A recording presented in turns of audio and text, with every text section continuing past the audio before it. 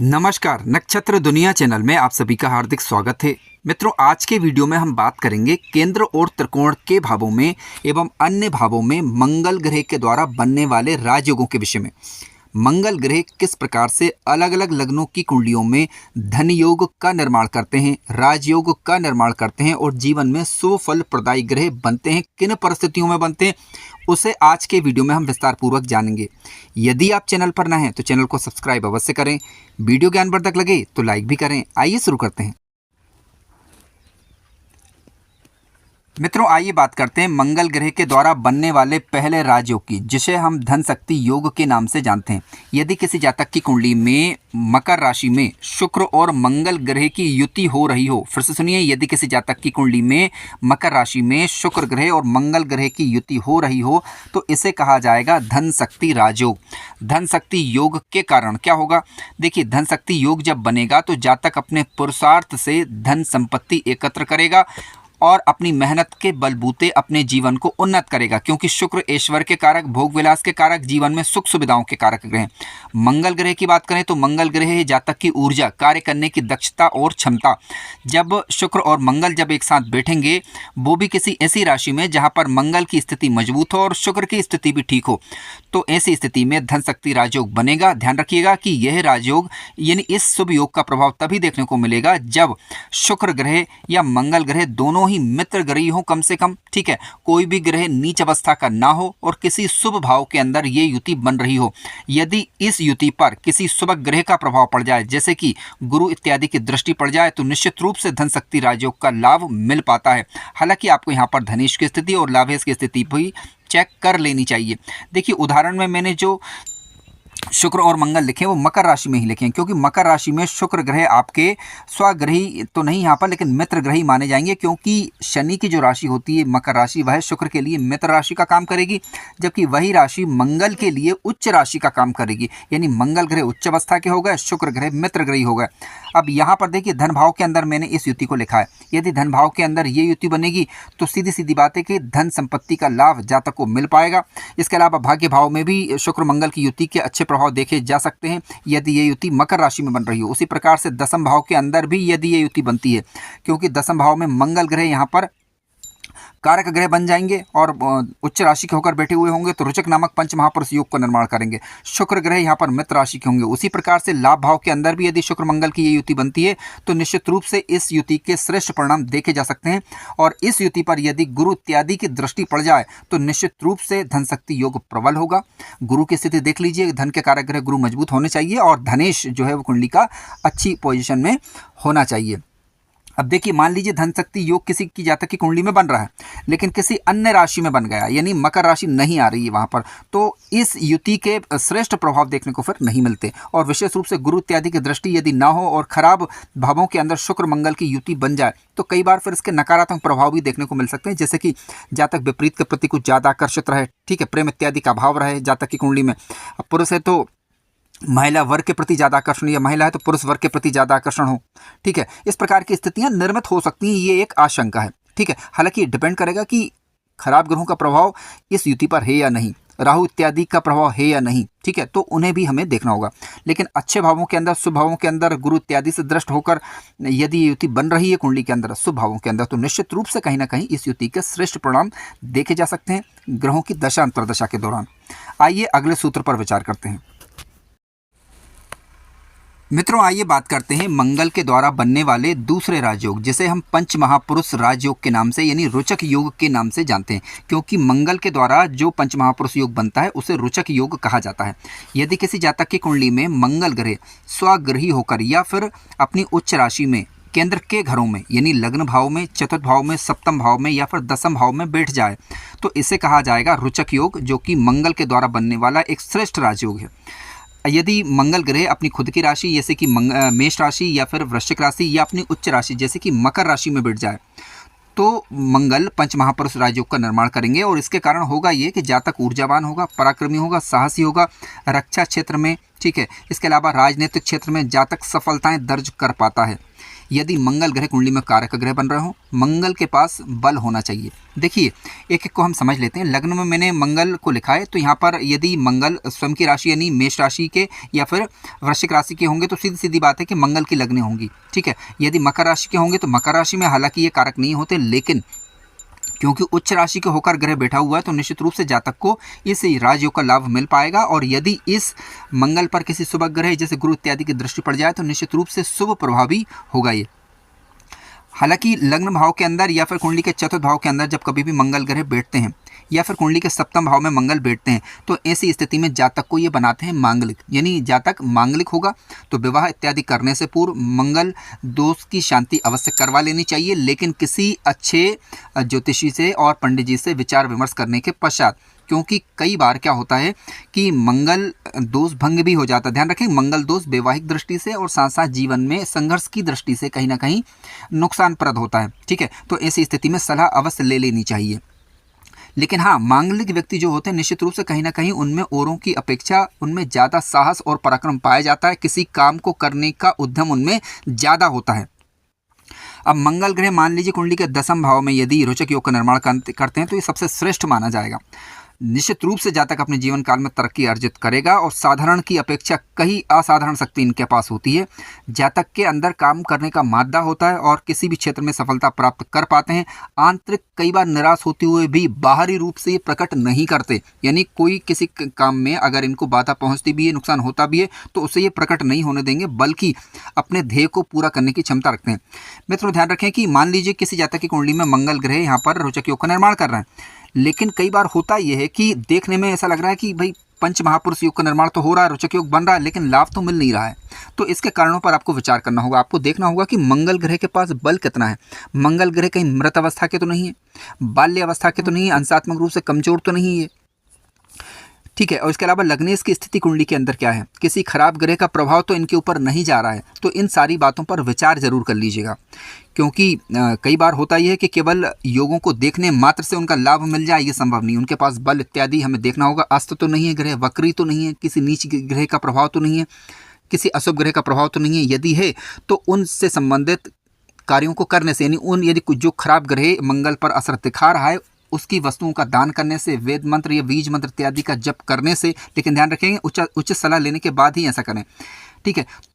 तो ऐसी स्थिति में क्या होगा कि जो खराब ग्रह उसका प्रभाव घटेगा और शुभ तरीके से आप मंगल ग्रह का बल बढ़ा सकते हैं यदि कुंडली में कारक ग्रह बन रहे हो तो ये योग काफ़ी अच्छे रिजल्ट देता है दशांतर दशा के दौरान यदि ये शुभ प्रभाव में हो। आइए अगले राजयोग की बात करते हैं। मित्रों, मंगल ग्रह से बनने वाला आज का तीसरा योग इस प्रकार से, यदि किसी जातक की कुंडली में चंद्र और मंगल की युति बन रही हो, फिर से सुनिए, यदि किसी जातक की कुंडली में चंद्र और मंगल की युति बन रही हो और किसी अच्छे भाव में और साथ साथ अच्छी राशि के अंदर, अच्छी राशि का तात्पर्य यह है कि कोई भी ग्रह नीच अवस्था का ना हो। देखिए, चंद्र मंगल की युति बनती है तो इसे कहा जाता है लक्ष्मी योग या महालक्ष्मी योग, आप इसे मान सकते हैं। धन की दृष्टि से ये योग अच्छा माना गया है। इसमें धन की स्थिति मजबूत हो जाती है, ठीक है। संतोषप्रद तो कम से कम रहेगी ताकि जीवन काल में इतना धन रहेगा कि जातक अपने कार्यों को कर पाए। मित्रों ध्यान रखें, धन की जब कभी भी बात चल रही हो तो जीवन काल में आपको ये देखना होगा कि किन ग्रहों की दशा अंतर्दशा चल रही है, ठीक है। क्योंकि होता यह है कई बार कि योग तो बना हुआ है लेकिन उसका लाभ नहीं मिल रहा है, तो आपको ये देखना पड़ेगा कि महादशा अंतर्दशा किन ग्रहों की चल रही है, क्योंकि कोई भी योग अपनी दशा अंतर्दशा में ही आपको अच्छे प्रभाव दे सकता है, ठीक है। अब चंद्र मंगल योग के कारण होता ये धन की स्थिति संतोषप्रद रहेगी, ठीक है। मंगल की जो उग्रता रहेगी कहीं ना कहीं उसमें कमी देखने को मिलेगी, मानसिक विचारों में स्थिरता बनी रहेगी या स्थिर हो जाएंगे या इसकी संभावना अधिक रहेगी, ठीक है। दृढ़ इच्छा शक्ति रहेगी जातक के अंदर, युद्ध कला में जातक निपुण रहेगा और किसी भी कार्य को करने की क्षमता उसके अंदर होती है। अब यहाँ पर ध्यान देने योग्य बात यह है कि चंद्रमा कर्क राशि में स्वराशि का माना जाता है, लेकिन मंगल ग्रह की बात करें तो मंगल ग्रह हो जाते हैं नीच अवस्था के, तो कर्क राशि में ये युति नहीं होना चाहिए। दूसरी बात, यदि हम बात करें मंगल की तो मंगल ग्रह क्योंकि कर्क राशि में नीच का होता है, ठीक है। इसके अलावा चंद्रमा की यदि हम बात करें तो चंद्रमा वृश्चिक राशि में नीच का होता है, तो वृश्चिक राशि में भी ये युति ना हो और कर्क राशि में भी ये युति ना हो। इसके अलावा भाव देखिएगा, देखिए चंद्र मंगल की युति यदि धन भाव के अंदर बनती है तब भी अच्छे परिणाम देगी, क्योंकि धन भाव से संबंधित युति यदि धन भाव के अंदर बनेगी तो निश्चित रूप से ये सुफल प्रदायक होगी। हालांकि धनेश की स्थिति और गुरु की स्थिति पर विचार जरूर करना है आपको। इसके अलावा मान लीजिए पंचम भाव के अंदर ये युति बनती है किसी शुभ राशि के अंदर, ठीक है, जिसमें दोनों ग्रह कम से कम नीच के ना हो, तो ऐसी परिस्थिति में क्या होगा, पंचम भाव में भी इस युति के अच्छे प्रभाव दिखाई देंगे। जातक का बुद्धि विवेक अच्छा होगा, और क्योंकि चंद्रमंगल जब पंचम भाव में बैठेंगे तो अपनी सातवीं दृष्टि से लाभ भाव को देखेंगे। तो किसी भी प्रकार के लाभ को देखना हो तो या इच्छा पूर्ति का विचार करना हो तो एकादश भाव देखा जाता है। तो यहाँ पर प्रभाव पड़ने के कारण इसका रिजल्ट अच्छे दिखाई देंगे। इसके अलावा चंद्रमंगल की युति मान लीजिए कि एकादश भाव के अंदर बनती है तो लाभ भाव के अंदर निश्चित रूप से यह सुपरिणाम देगी। यदि भाग्य भाव के अंदर ये युति बनती है तो निश्चित रूप से जातक का भाग्य प्रबल होगा, और अपनी सातवीं दृष्टि से दोनों ग्रह जो है पराक्रम भाव को देखेंगे तो जातक अपने पराक्रम से, अपनी मेहनत से अपने जीवन काल में धनार्जन कर पाएगा। जब कभी भी धन संपत्ति की बात चल रही है तो धनेश और लाभेश को देखें और गुरु को देखें। इसके अलावा मान लीजिए जब कभी भी कलात्मक चीज़ों की बात चल रही है तो पंचम भाव और पंचमेश की स्थिति और शुक्र की स्थिति को अनदेखा ना करें, ठीक है। जब कभी भी दृढ़ इच्छा शक्ति की बात चल रही हो तो पराक्रम भाव के स्वामी की स्थिति और मंगल की स्थिति देखना अनिवार्य होती है। आइए अगले शुभ योग की चर्चा करते हैं।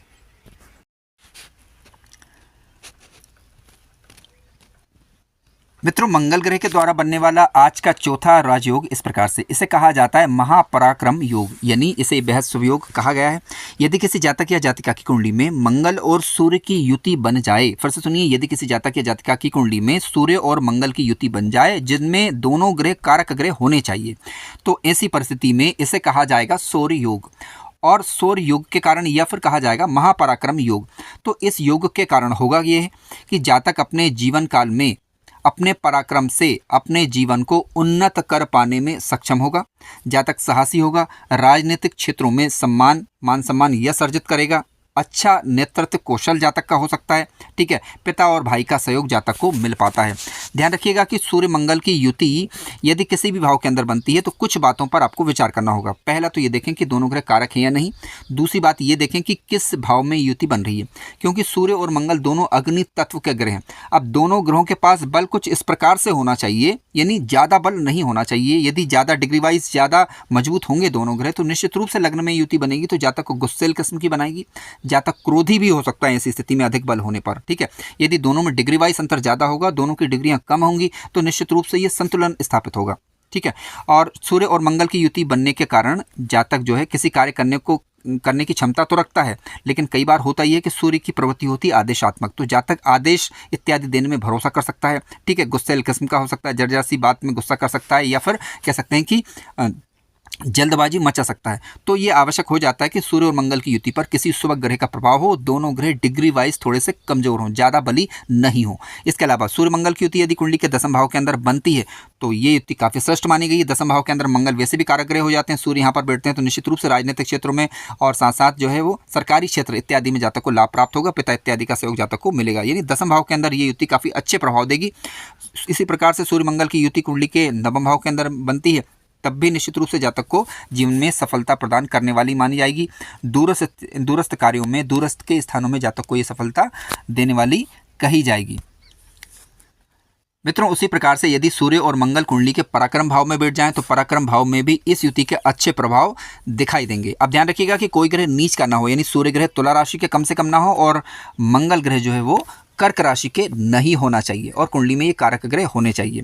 तो निर्भर करेगा कि ये युति किस भाव के अंदर बन रही है। अब मान लीजिए कि किसी जातक की कुंडली में सूर्य मंगल की युति तो बन रही है लेकिन छठवें, आठवें या 12वें भाव के अंदर बन जाए तो देखिए छठवें, 8वें या 12वें भाव क्योंकि ये अच्छे भाव नहीं माने जाते, यहाँ पर ये युति बनेगी तो निश्चित रूप से मान लीजिए सूर्य मंगल की युति छठे भाव के अंदर बनती है तो जातक को क्या होगा, सूर्य और मंगल छठे भाव में जाने के कारण क्या होगा कि राजनीतिक इत्यादि क्षेत्रों में या कानूनी मामलों में तो ये सफलता दिला देगी, ठीक है। और कई बार क्या होगा कि नौकरी इत्यादि में भी जातक सफलता दर्ज कर पाएगा, और इसके अलावा कानूनी मामलों में जातक को विजय दिलवा देगा। लेकिन कई बार होता ही है कि सूर्य मंगल दोनों जब साथ बैठ जाएंगे तो जातक कुछ ज़रूरत से ज़्यादा लड़ाकू किस्म का हो सकता है, ठीक है, व्यर्थ के वाद विवाद में फंस सकता है, इसकी संभावना बनती है। तो इसलिए ये युति अच्छे भावों के अंदर और शुभ प्रभाव में बननी चाहिए। सूर्य मंगल पर गुरु इत्यादि का प्रभाव होना चाहिए या किसी शुभ ग्रह का प्रभाव होना चाहिए, तभी इसके अच्छे प्रभाव दिखाई दे सकते हैं। मित्रों आइए अब बात करते हैं आज के 5वें राजयोग के विषय में, और हम बात करेंगे गुरु और मंगल के द्वारा बनने वाले नवम पंचम राजयोग के विषय में। देखिए, नवम पंचम का तात्पर्य यह है कि गुरु से मंगल यदि नवे या पांचवें हों, उसी प्रकार से मंगल से गुरु नवे या पांचवें हों, यानी जहां पर गुरु बैठे हुए हैं वहां से मंगल पांचवें या नवे हों, उसी प्रकार से जहां पर मंगल बैठे हुए हैं वहां से गुरु पांचवें या नवे हों, तो इसे कहा जाएगा नवम पंचम राजयोग। जब कभी भी गुरु और मंगल एक दूसरे से नवम पंचम का संबंध बनाते हैं तो ये काफ़ी अच्छी और शुभ स्थिति मानी जाएगी। ध्यान रखिएगा कि गुरु ग्रह केंद्र में या त्रिकोण में भी हो सकते हैं या किसी अन्य भावों के अंदर भी हो सकते हैं। केवल आपको ये देखना है जहाँ पर गुरु है वहाँ से गिनने पर मंगल नवे आ रहे हैं या पांचवें आ रहे हैं तो बिल्कुल ये नवम पंचम राजयोग माना जाएगा। अब इस योग के कारण होता क्या है, देखिए, धन संपत्ति प्रचुर मात्रा में रहेगी, ठीक है। कार्यों को सही दिशा एवं रणनीति से करने की क्षमता जातक के अंदर पाई जाती है। मान सम्मान यश अच्छा रहेगा। हालांकि जब कभी भी यश मान सम्मान की बात हो तो सूर्य की स्थिति को अनदेखा ना करें और 10 में इसकी स्थिति जरूर देखें। पद प्रतिष्ठा के मामले में युति अच्छा प्रभाव देती है। सरकारी क्षेत्रों में इस युति के अच्छे लाभ देखे जा सकते हैं। हालांकि 10 में इसकी स्थिति और सूर्य की स्थिति पर विचार जरूर करें फिर भी, ठीक है। इसके अलावा भाग्य में वृद्धि होगी, व्यवसायिक लाभ होगा जातक को, ठीक है। हालांकि ये दोनों ग्रह कुंडली में कारक होने चाहिए, और जब कभी गुरु में मंगल का अंतर या मंगल में गुरु का अंतर आएगा या फिर गुरु और मंगल की महादशा अंतरदशा चल रही होगी उस दौरान गोचर काल में गोचर का संबंध जब कभी भी गुरु और मंगल का बनेगा गोचर में तो निश्चित रूप से इस युति के लाभ दिखाई देते हैं यदि दोनों ग्रह कुंडली में कारक ग्रह बन रहे हों। हालांकि आपको ये भी देखना होगा कि गुरु और मंगल दोनों किसी खराब भाव में ना बैठे हुए हों, क्योंकि श्रेष्ठ प्रभाव हालांकि केंद्र त्रिकोण में मिलेंगे, लेकिन फिर भी अन्य भावों में भी यदि गुरु और मंगल कारक ग्रह बनकर नवम पंचम का संबंध बना रहे हैं तो ये राजयोग की भांति कार्य करेगा और इसका लाभ कहीं ना कहीं मिल पाएगा। देखिए, इसका कारण ये है क्योंकि आप जानते हैं गुरु एक निहायत ही पॉजिटिव ग्रह है और सकारात्मक ग्रह है, ठीक है। मंगल क्या है कि अग्नि तत्व का ग्रह है। अब मंगल पर जब गुरु की दृष्टि होगी तो होगा ये कि मंगल पर गुरु की दृष्टि पड़ने के कारण मंगल की जो उग्रता रहती है वह नियंत्रित होगी और कार्यों को करने में जातक के लिए ये सहयोगी सिद्ध होगी, ठीक है। तो इस योग के अच्छे प्रभाव दिखाई देते हैं। मित्रों, आने वाले वीडियोस में हम मंगल और गुरु के द्वारा बनने वाले अन्य राजयोगों की चर्चा करते रहेंगे या फिर अन्य विषयों को भी विस्तार पूर्वक समझते रहेंगे। कार्यक्रम ज्ञानवर्धक लगा हो तो लाइक करें, चैनल पर नए हो तो सब्सक्राइब भी करें। यदि आप अपनी कुंडली का विश्लेषण करवाना चाहते हैं तो दिए गए नंबर पर व्हाट्सएप करें अथवा कॉल करें। धन्यवाद।